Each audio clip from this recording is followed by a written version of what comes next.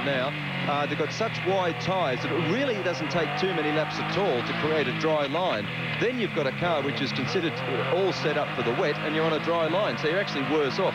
And that's why most people now just leave their cars well enough alone. They do the brake balance, which they can do from the cockpit, and that's all.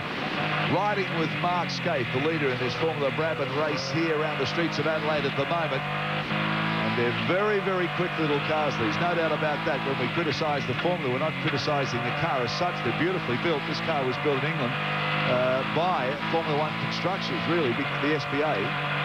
Yes, you know, I can understand how the cars were born. I understand Australia does need an open-wheeler formula. Otherwise, we're not going to bring on anybody to eventually go overseas and hopefully get into Formula One. To me, it's a great shame that we're holding the 7th or 6th Australian Grand Prix and we haven't got any Australian participation in it. This is where our next open-wheeler Formula One driver is going to come from. Not necessarily from this formula, but at least it'll get him interested enough maybe to go overseas and to get into open-wheelers. Alan, the cars have been running an aluminium honeycomb construction to keep the cost down. Next year, they're going to be updated to carbon fibre specs, which will basically bring them in line to the Formula 3000s in Europe. That's probably a better step and a step in the right direction. I couldn't agree.